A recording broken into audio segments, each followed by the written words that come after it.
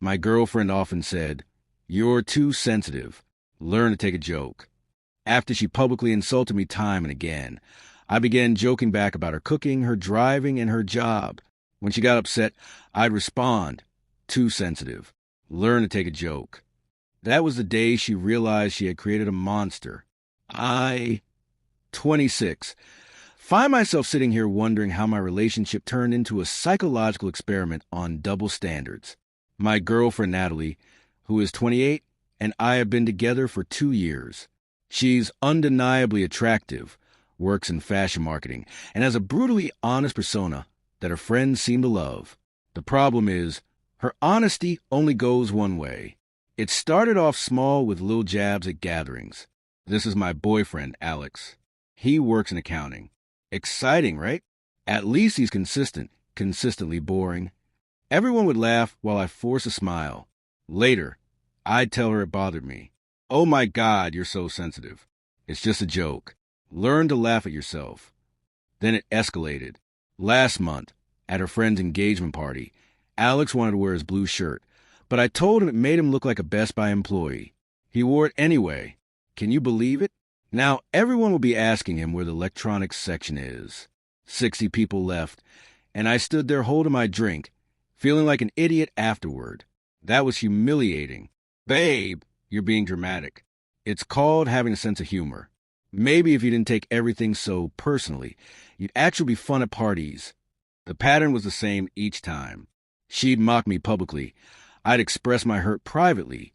She'd call me sensitive, dramatic, and boring, and I'd apologize for overreacting. Rinse and repeat. 3 weeks ago, she did it at my company dinner. Alex is so cute. He practiced his presentation for 3 days. 3 days for a 5-minute quarterly report. I told him nobody cares about spreadsheets that much, but he insisted on being prepared and even made note cards. My boss was there, my team was there, and everyone gave those awkward sympathy laughs. That night, I didn't say anything. I just decided that if jokes at your partner's expense are just fun, then I'd join in. Update 1. I started small. The next morning, she made breakfast. Scrambled eggs that were basically rubber. "Wow, babe, these eggs are interesting. Did you use them to practice your tennis serve first? They're so bouncy. I could probably use them as stress balls at work." She froze. "That's mean." "It's just a joke. Nat, don't be so sensitive." She glared but didn't say anything. That weekend, her friends came over for wine night. Natalie was telling them about her new campaign at work. "Oh, yeah," I interjected. Nat's Instagram campaign, the one where she spent 3 weeks choosing between 2 identical shades of beige. Revolutionary stuff, really pushing boundaries in the beige community. Her friends looked uncomfortable, and Natalie's face turned red. "Alex, that's my job you're talking about. And accounting is mine, but that never stopped you. Come on, babe, learn to laugh at yourself." The car ride incident happened the following week. She was driving us to dinner and nearly rear-ended someone while texting. At dinner with her parents, I casually mentioned, "Your daughter's driving is an adventure."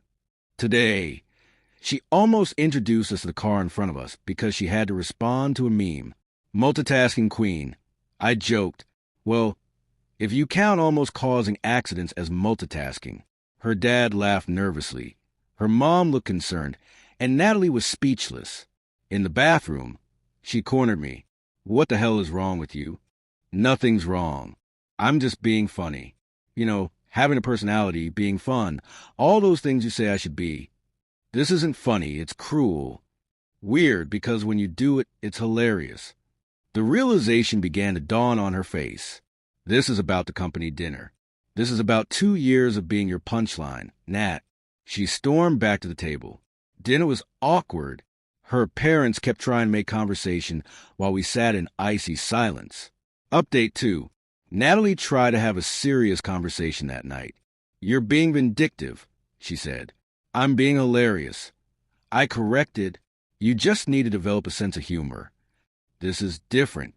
"How?" "Because you're doing it to hurt me. And you were doing it to what exactly? Express your love." She couldn't answer that. The next few days were tense. She stopped making jokes about me, but she also stopped talking much at all. Then came Friday, her company's cocktail party. She introduced me to her boss, Miranda, a woman she desperately wanted to impress. "This is Alex," she said carefully. "Oh, Alex," I said cheerfully. "Nat talks about you all the time, Miranda.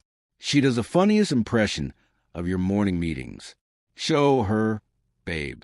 Do the thing where Miranda explains synergy." Natalie went pale.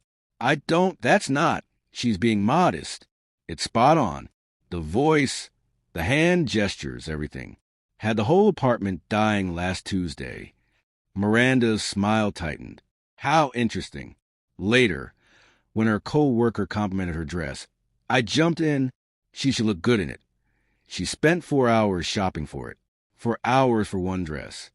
I told her, "Babe, it's not the Met Gala, but Nat treats every event like it's Fashion Week."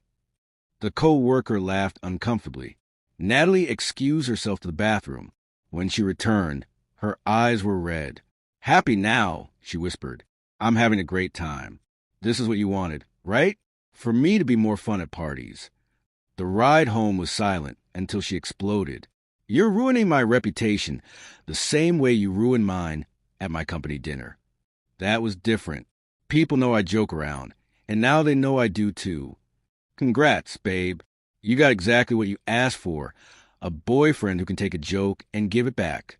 Isn't this fun? She started crying, real tears, not manipulation tears. I didn't realize how much being publicly mocked hurts. Being someone's constant punchline is exhausting. Having your partner undermine you in front of people you respect feels like betrayal. She was quiet for a long moment. I thought you knew I didn't mean it.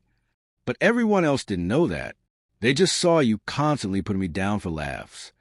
Update 3. You'd think that conversation would have ended it. Nope. Natalie went nuclear instead of apologizing or self-reflecting. She decided I was the villain. She called her mom crying, saying I had humiliated her in front of her boss. Her mom called me. "Alex, Natalie is very upset. This isn't like you." Actually, this is exactly like Natalie. I'm just matching her energy. Did she mention the 2 years she spent mocking me publicly? She says those were just little jokes. Would you think it was funny if your husband constantly told people you were boring, mocked your career, or made fun of how you dressed? Silence. Then maybe you two should consider counseling. Natalie's friend group got involved next. Her best friend Brittany texted, "Hey, Nat says you've been really mean lately. Everything okay?" I replied, "Everything's great. Just develop a sense of humor, like Natalie always wanted." Funny how she doesn't like it when the jokes go both ways, though. Brittany, she's really hurt. Yeah, being the butt of jokes hurts.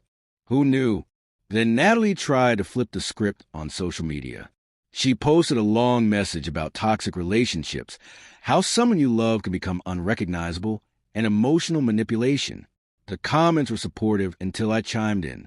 Interesting perspective from someone who spent 2 years telling rooms full of people I was boring. Remember the engagement party, the company dinner, that comedy night where you literally used our relationship as a stand-up routine? She deleted the post within an hour, but the kicker came on Saturday.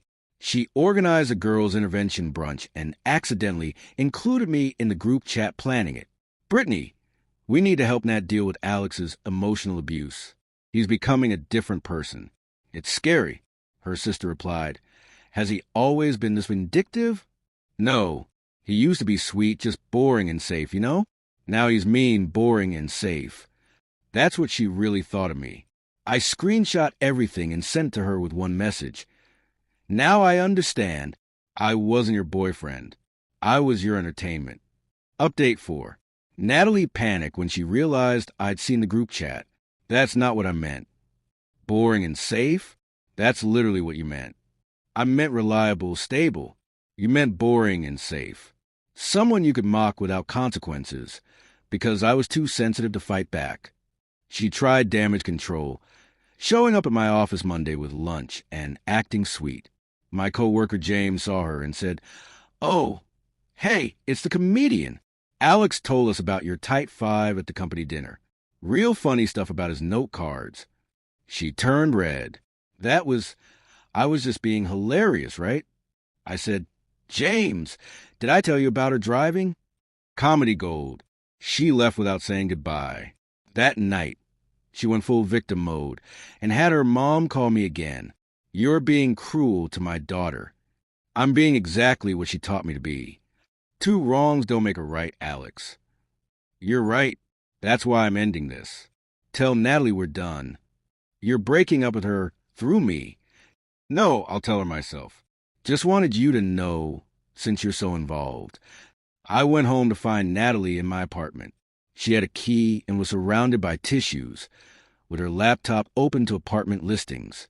You can't break up with me. We live together. No, you stay here most nights. Your name isn't on the lease. Your stuff is here, but you have your own place. I basically live here. Then basically move out. She switched tactics. I'll change. I'll stop making jokes. It's not about the jokes anymore, Nat. It's about the fact that you genuinely see me as boring and safe, a placeholder, someone to mock for entertainment. That's not true. Your group chat says otherwise. She started crying. You weren't supposed to see that. That makes it worse, not better. I love you. You love having someone stable to come home to while you play the cool girl for everyone else. You love having someone safe who won't leave when you treat them poorly. Please, Alex, we can work through this. Work through what? The fact that you spent 2 years publicly humiliating me, or the fact that when I gave you a taste of your own medicine, you immediately painted yourself as a victim. She grabbed her phone. I'll delete everything.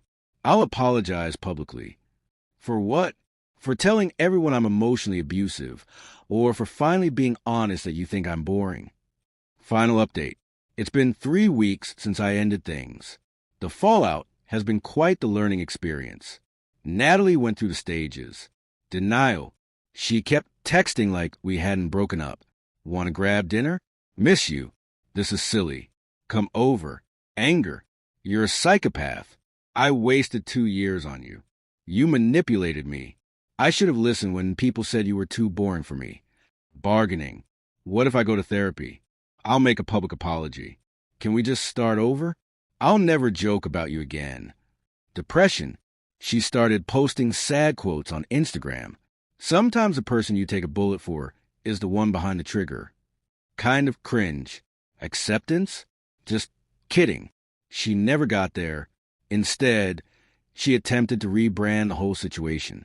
She told everyone I'd suddenly become abusive, and she barely escaped. She posted about surviving emotional manipulation and red flags to watch for. The red flags she listed were hilariously specific. When they can't take a joke, but make cruel ones. When they embarrass you in front of your boss. When they turn your friends against you. When they make you feel crazy for having feelings. The girl was literally describing herself. Her friends bought it first. Brittany even texted me, I hope you get help for your anger issues. I replied, the only thing I'm angry about is wasting 2 years with someone who thought I was a joke. But the truth has a way of coming out. Her co-worker Tom, who witnessed both her years of mocking me and my recent changes, reached out. Hey man, just want to say I get it. She used to make fun of you constantly at work events. The boring boyfriend stuff got old. You just gave her a taste of her own medicine. He wasn't the only one who noticed. My friend Mike's girlfriend told me Natalie had tried to vent to her about difficult boyfriends, and she shut it down. I told her, Natalie, you literally spent an entire dinner party making fun of Alex's hobbies. Remember when you called his gaming setup his Virgin Fortress in front of everyone? Oh yeah, I forgot to mention that, Jam. The last interaction was yesterday. She sent a long email about how I broke her and how she can't trust anyone now, and she's in therapy because of my psychological warfare. I responded, Natalie, I treated you exactly how you treated me for 2 years. The only difference is you had to experience it for 3 weeks. If 3 weeks of your own behavior broke you, imagine how I felt after 2 years. Don't contact me again. She forwarded that to her friends as proof of my cruelty. Brittany actually called me. That email was harsh. Which part? The part where I pointed out the double standard, or the part where I asked to be left alone? You know what you did to her? I literally did exactly what she did to me. If it was wrong when I did it, wasn't it wrong when she did it? Long pause. That's different. Foul.